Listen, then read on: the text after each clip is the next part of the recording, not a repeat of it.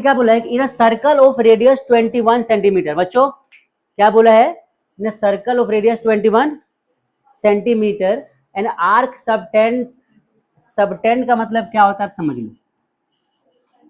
Subtend का मतलब होता है फॉर्म, ठीक है, फॉर्म मतलब बनाना। तो सबटेंड मतलब arc form an angle of 60 at the centre. मतलब कि आपको सर्कल बना के दूं अगर मैं, तो कुछ ऐसा डायग्राम बन जाएगा। ध्यान से देखो, ये सर्कल है और हमसे क्या बोला है बच्चों, हमसे बोला है कि in a circle of radius 21 centimetre an arc. तो आर्क मतलब कि मान लो यहाँ से यहाँ 2 पॉइंट ले लिया हमने और आर्क ने सेंटर पे क्या एंगल बनाया, 60 डिग्री का। क्या बनाया, 60 एट द सेंटर। अब बोला है find the length of the arc. क्या बोला है बच्चों, ये पॉइंट हमारा जो है मान लो ए मान लिया, इसको पॉइंट को बी, इसको सी, इसको ओ मान लिया। तो हमें क्या बताना है, मैं अगर सॉल्यूशन यहाँ पे स्टार्ट करूं तो आप यहाँ पे लिखो गिवन। गाइस फोकस करो बिल्कुल ध्यान से। गिवन में क्या बोला हमसे, तो गिवन में हमसे बोला है कि थीटा इज इक्वल टू कितना हो जाएगा 60 डिग्री, आर कितना हो जाएगा 21 सेंटीमीटर। और पहले क्वेश्चन में क्या बोला हमसे, लेंथ ऑफ द आर्क। तो लिखो लेंथ ऑफ द आर्क। क्या हो जाएगा बच्चों लेंथ ऑफ द आर्क, तो लेंथ ऑफ द आर्क जो होता है हमारा ये हो जाएगा क्या, थीटा अपॉन में 360 इंटू में 2 पाई आर। याद है ऐसा कुछ, बस खत्म। अब यहाँ पे थीटा की वैल्यू अगर बताऊँ मैं तो क्या हो जाएगी, यहाँ पे 60 और यहाँ पे 360 इंटू में 2 और पाई की वैल्यू क्या है 22/7, आर की वैल्यू क्या है 21। आप सॉल्व करके पूरा कट के 1/6 आ जाएगा। इंटू में देखो 2 इंटू में 22, 7 3 जा कितना हो जाएगा 21, 3 3 जो 6 इंटू में 22। तो देखो 6 से 6 तो कट ही जाएगा, क्या बचा 22 सेंटीमीटर बचेगा। कोई लेंथ बोला इसको याद रखना, ये हमारा क्या हो गया आर्क लेंथ आ गया 22 सेंटीमीटर। क्लियर हो गया सबको, पहला पार्ट क्लियर हो गया। सेकेंड है बोला है area of the sector formed by the arc. Arc ने जो एरिया सेक्टर बनाया उसका एरिया निकालना है।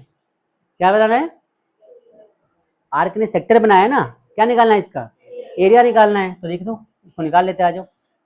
यहाँ देखो तो सेकेंड पार्ट में क्या बोला है, एरिया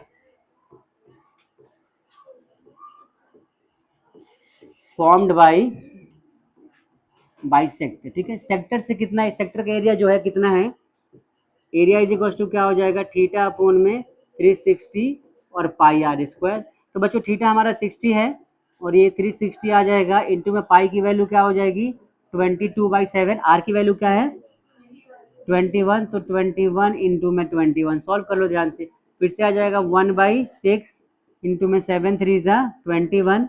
तो 22 इंटू में 3 इंटू में 21। बात समझ में आ गई। देखो ध्यान से, मैं इसको इससे काटूंगा तो 2 आ जाएगा और इसको इससे काटूंगा तो 11 आ जाएगा।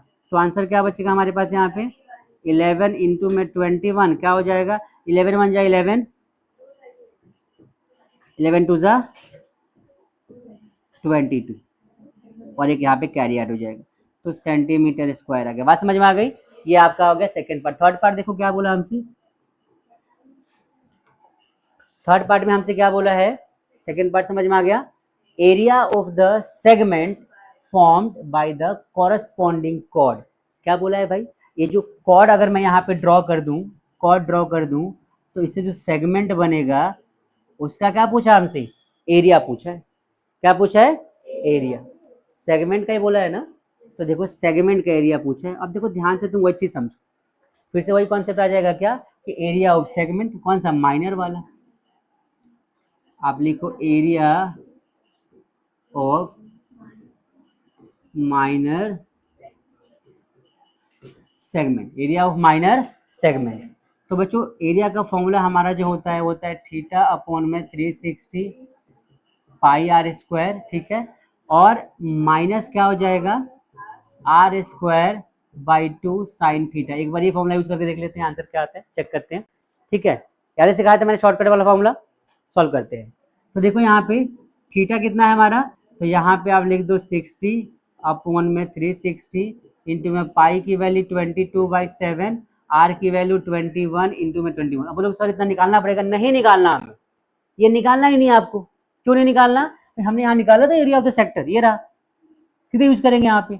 यही चीज आपको ध्यान में रखना है कि बार बार आपको ये फॉर्मूला ट्राई नहीं करना, बार बार आपको ये वैल्यूज पुट नहीं करनी है। तो हमें तो पता है ना भाई कि फॉर्मूला कैसे निकालना है। तो ये पूरी वैल्यू क्या होती है हमारी, जो पूरी वैल्यू हमने निकाली है, क्या आंसर आया था हमारा 231। यहाँ पे 231 रख दो, माइनस में क्या करना है, ये सॉल्व कर दो। अच्छा एक चीज और सिखाता हूं, देखो अगर तुम्हारे पास इक्विलेटरल ट्रायंगल दे रखा है, क्या दे रखा है, इक्विलेटरल ट्रायंगल। तो इक्विलेटरल ट्रायंगल की खास बात क्या होती है कि खास बात ये होती है इक्विलेटरल ट्रायंगल की कि आप उसका एरिया लगा सकते हो √3/4 साइड का स्क्वायर। अब वहां पे साइड क्या दे रखा है ट्रायंगल का, क्या दे रखा है, अब सुनो ध्यान से। एक तो पहले फॉर्मूला लगा लो। तो आर कितना है हमारा 21 इंटू में 21 अपॉन में 2, और साइन थीटा की साइन 60 की वैल्यू क्या होती है, साइन 60 की वैल्यू क्या होती है √3/2। तो √3 और बाई 2, बात समझ में आ गई, सॉल्व करते हैं। तो 231 माइनस 441 अपॉन में 4√3।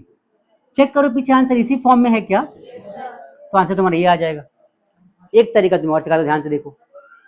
इसी का एक ऑल्टरनेट मेथड है यहाँ पे, ध्यान से देखो और करके, कि एरिया मुझे निकालना है और अपने पुराने मेथड से निकालना है, क्या कि area of sector minus area of triangle. तो बच्चों ध्यान से देखो, सेक्टर का एरिया कितना था हमारा 231, तो मैंने 231 लिखा, माइनस में एरिया ऑफ ट्राइंगल। अब तुम सोचोगे सर ट्राइंगल का एरिया कैसे पता चलेगा, तो इस बार यहाँ पे एंगल कितना दे रखा है, कितना दे रखा है 60। अब सर्कल पे मेरी बात ध्यान से सुनो, एक सर्कल है हमारे पास बच्चों, और सर्कल में अगर तुमसे बोला है कि भाई ये देखो, सर्कल में क्या होता है ना, जब कॉर्ड ड्रॉ कर देंगे, सुनना पूरी बात, सर्कल में जब कॉर्ड ड्रॉ करते हैं तो ये जो एंगल होता है इसके बराबर होता है हमेशा, क्योंकि दोनों आर बराबर है। इसको बोलते हैं आइसोसेलेस ट्रायंगल, क्या बोलते हैं, आइसोसेलेस ट्रायंगल बोलते हैं इसको। तो इस आइसोसेलेस ट्रायंगल के अंदर में क्या होता है, ये दोनों एंगल क्या होते हैं, बराबर होते हैं। लेकिन अगर ये स्पेशल केस होता है कि सेंटर का एंगल 60 बना, सेंटर क्या बना 60, तो उस केस में हमेशा क्या बनेगा, ये बन जाएगा इक्विलेटरल ट्रायंगल। इक्विलेटरल क्या बन जाएगा, ट्रायंगल।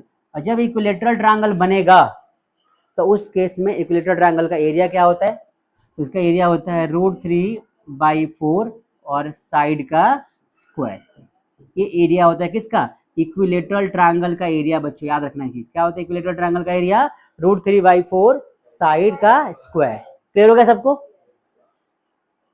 मैं तुम्हें जितने फॉर्मूले यहाँ पे करा रहा हूँ ना, सुनूंगा तुम लोग को इसको लर्न करना है। √3/4 side square, area of equilateral triangle, half into base into height area of triangle, sector का फॉर्मूला, ये सब चीज़ों को तुम्हें माइंड में रख के चलना है, भूलना नहीं है, रॉक कर देना है तो पढ़ना पड़ेगा। आओ सॉल्व करते हैं।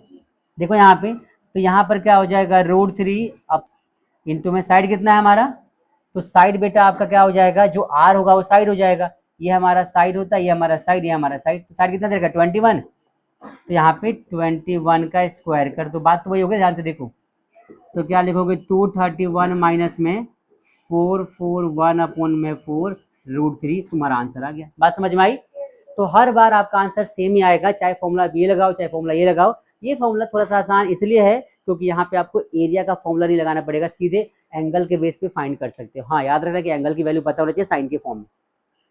क्लियर सभी को, श्योर। तो आप इसे यहाँ पे नोट कर सकते हो। इन बच्चों को नोट करना है, कर नहीं मतलब आपको नहीं करना, ये उनके लिए जो ऑनलाइन देखेंगे इस वीडियो को। क्लियर सबको।